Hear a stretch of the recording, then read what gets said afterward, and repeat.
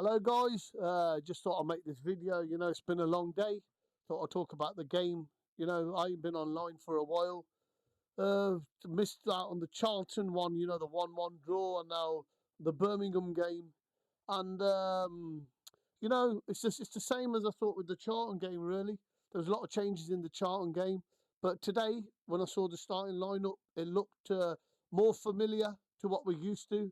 It was nice to see the back line intact, with De Silva at left back, Van Ewek at right back with Kitchen and Thomas. The team looks steady, with Sakama on the right, Mason Clark on the left, with Eccles, Rodoni and Grimes in the middle, with Ellis Sims up front.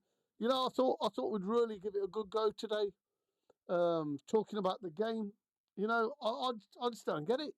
I mean, we were all over Birmingham today. Possession-wise, we looked very good. Going forward, we looked good. And it just seemed that every time they attacked, they just seemed to score. And, our players they don't look like their normal selves. We know the sickness bug that's come into the team. I've been saying this for the last about 3-4 games. It has affected us. We've got a very small squad. I'm not making excuses. And, it takes its toll because these players, this is the reason we're at the top. He's consistently played the same players in the same position. That's where our success has come from. But at the end of the day, we all know, people get tired, legs go. And the mentality, you can lose that when certain players go out of the team. And we just looked a bit tired. We looked a bit lagged. But it's going to take a little bit of time. But, we're still 6 points clear. We haven't lost anything yet. We're still within the title race. And talking about the game, I don't know. I thought we were the much better team than Birmingham. That's quite apparent. It's quite obvious with the amount of possession that we had, the way we pressed them. And there was multiple chances. We had the most amount of chances in that game. 75% possession, was it? But at the end of the day, this is, I've been saying for a while that we need a striker. And I know people kept saying to me, oh, look how many goals Haji Wright scored or Sims has scored or Sante. We need a striker in this transfer window.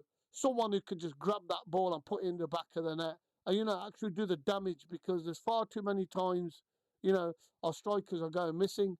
They need multiple chances to score goals. But it's our midfield that keeps the thing ticking.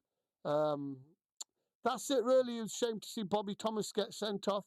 Absolutely ridiculous. These teams are going to wind us up. They're going to wind us up because they know we're better than them. And they're going to try anything in the book. It's common sense.